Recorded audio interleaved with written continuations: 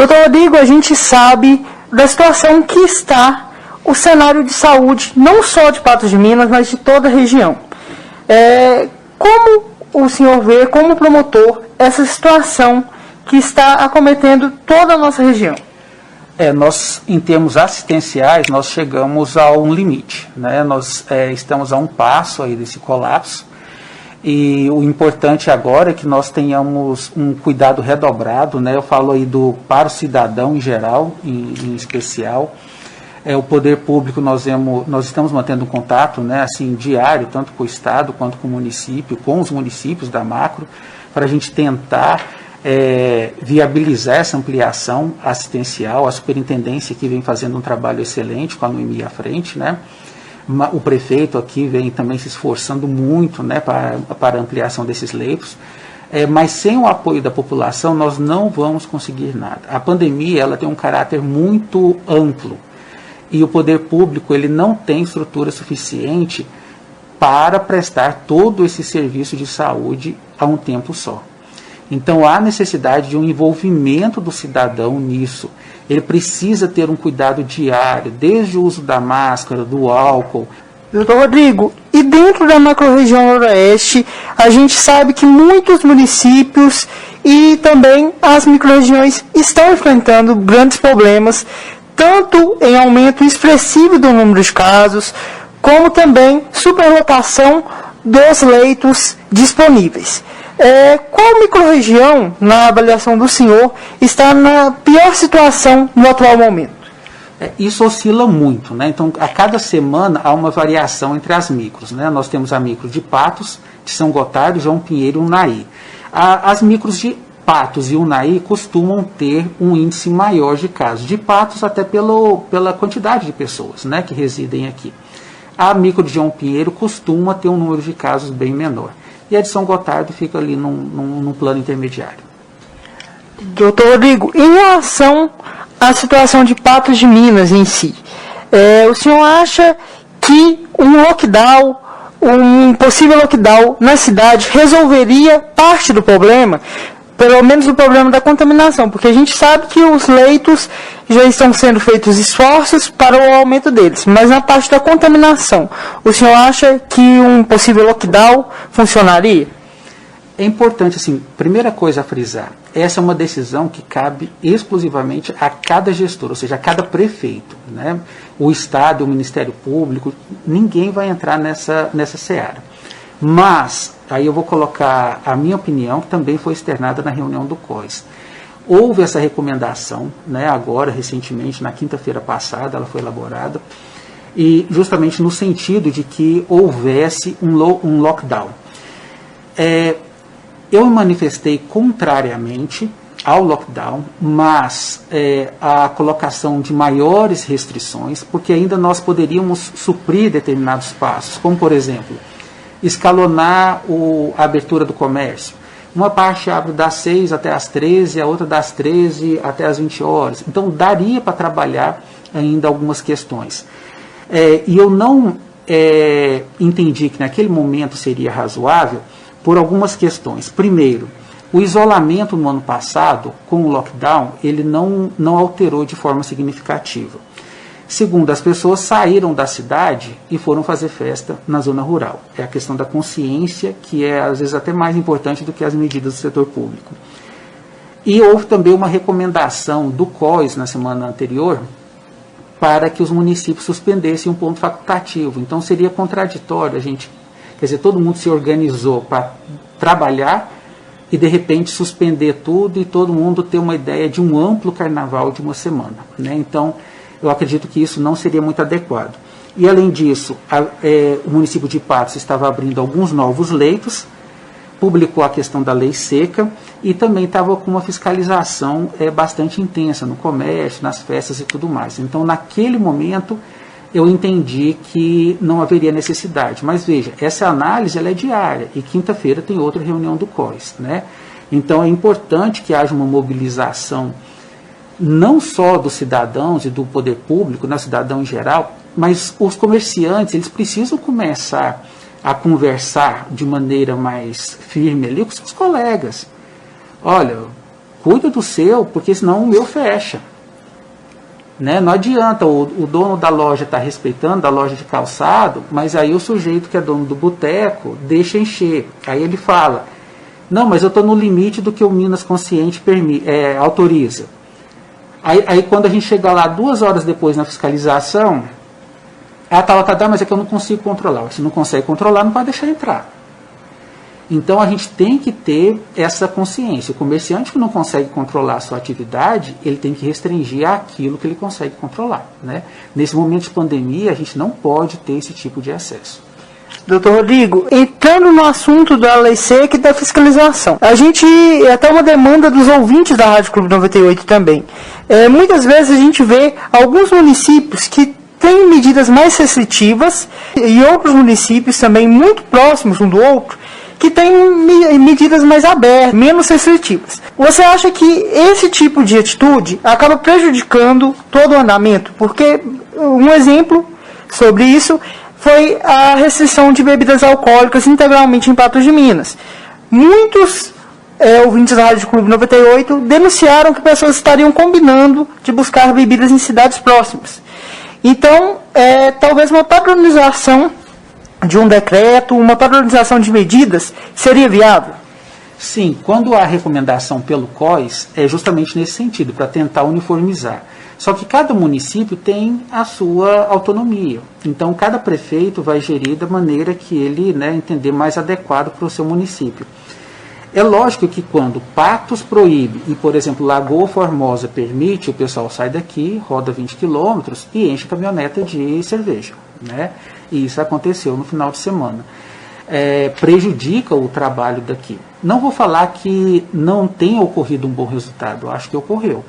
Mas ele poderia ser maior, melhor, se os outros municípios participassem de forma igual. Como que isso poderia acontecer? Existem as associações de município. Então, os aqui da nossa região estão na Amapá, tem a Minor lá para o norte. Então, quer dizer, para o noroeste, tem que haver uma junção, os prefeitos têm que falar uma mesma língua para tentar viabilizar esse tipo de decreto mais uniformizado. Doutor Rodrigo, outro assunto que a gente precisa falar é em relação à ampliação de leitos. O que Patos de Minas pode esperar sobre o aumento de leitos? Você acha que é possível esse aumento de leitos dentro do hospital de campanha e de outras possibilidades? É possível trazer mais leitos para Patos de Minas? Olha, na última reunião de quinta-feira, porque isso vem mudando a cada dia, né? Na reunião de quinta-feira do COIS, eram 55 leitos, né? Salvo engano, 4 ou 5 estavam livres, e aí não é uma questão porque não houve preenchimento, não, é porque o pessoal já tinha morrido. Então hoje as pessoas precisam entender que os nossos leitos já estão em 100%. Quando vaga é porque morreu por Covid e coloca outro Covid no lugar.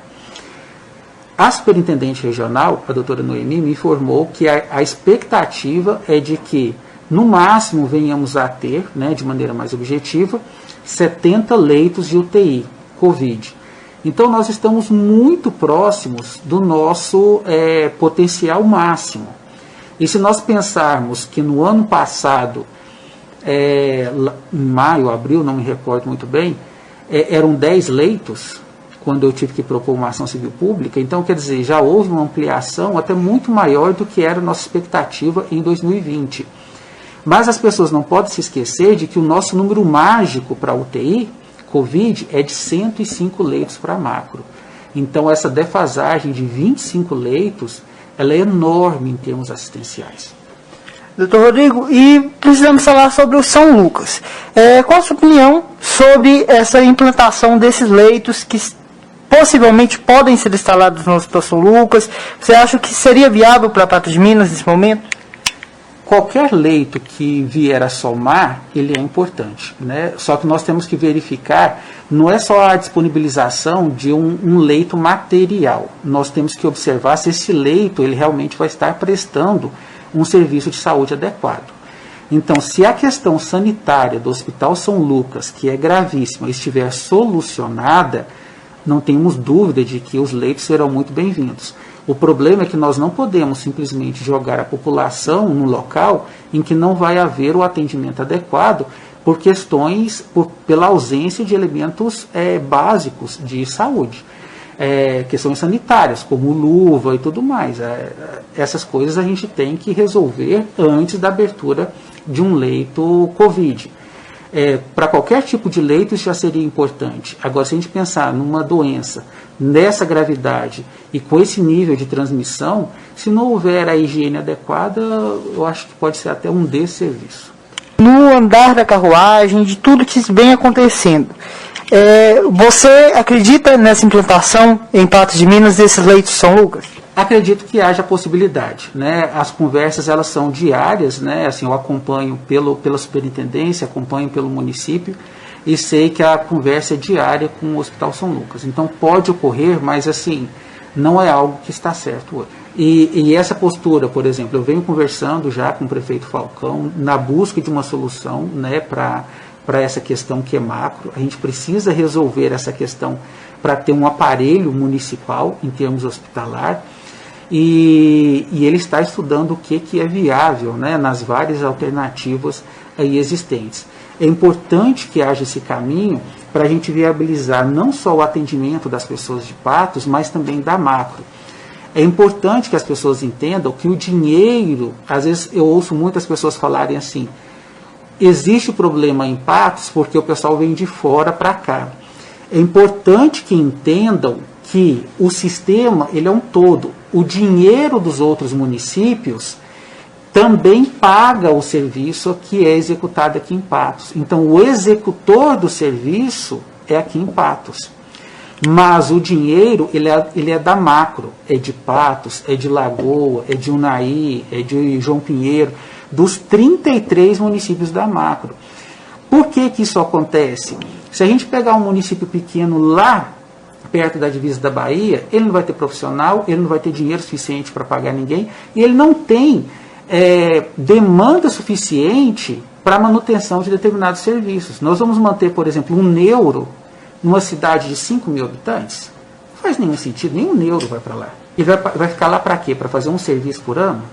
Então esse serviço ele tem que ser da macro. Só que o dinheiro é resultado da somatória do investimento de todos os municípios, de uma certa maneira, proporcionalmente.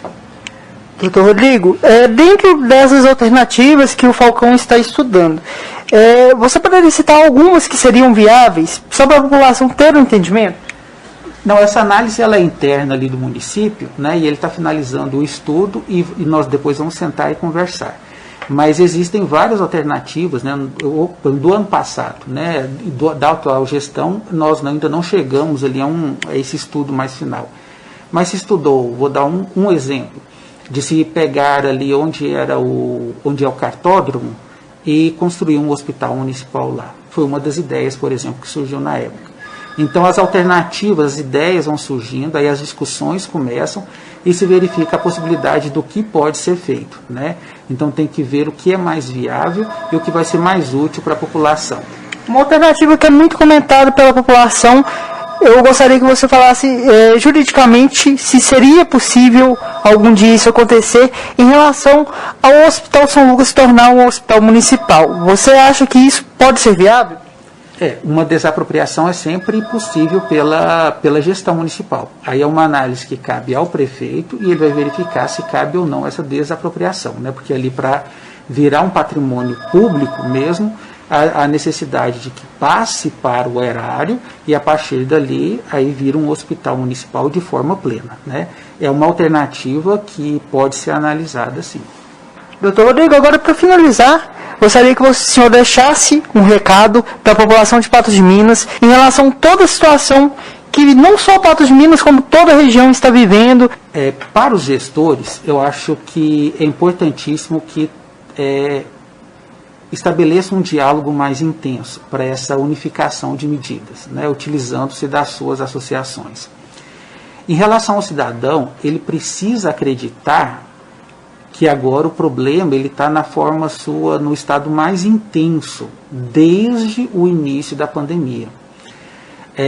Nós, na nossa macro, ainda tivemos a felicidade de não verificar morte por desassistência. O que significa isso? O sujeito ele procura um hospital, ele encontra a vaga e se ele falecer vai ser lá no hospital, já em atendimento. Mas em outras regiões nós já tivemos mortes por desassistência, ou seja, o sujeito chega no hospital, não tem vaga e ele morre na porta do hospital, ou morre em casa, ou morre na rua. E nós estamos a um passo disso. Então as pessoas precisam acreditar, entender que os nossos leitos estão esgotados. Quando aparecem 5 leitos, como na semana passada em Unai, é porque 5 morreram. Se aparecerem amanhã 10 leitos aqui no Agarrad, é porque 10 morreram. Então é porque o pessoal está morrendo mais rápido. Então é porque a doença está mais grave, de uma certa forma. Então, assim, estejam atentos, nós não temos mais leitos. Região de Uberlândia, não tem. Região de Uberaba, não tem. Então não tem para onde correr. Não tem para onde correr. Não adianta falar, mas eu tenho um plano de saúde X. Em Patos não tem vaga em hospital privado. Não tem vaga. Ah, eu vou correr para São Paulo. Tem cidade lá, eu vi hoje, já decretando lockdown, em São Paulo. Então, a não ser que alguém tenha alguma carta na manga, e eu imagino que 99,9999% não tem, é melhor ter cuidado. Né? Vamos viver, vamos trabalhar, mas com o máximo de cuidado possível. Dr. Rodrigo, muito obrigado pela sua participação aqui. Eu que agradeço a oportunidade de estar conversando com vocês e com cidadãos nossos. Para a Rádio Clube 98, o repórter Guilherme Camargo.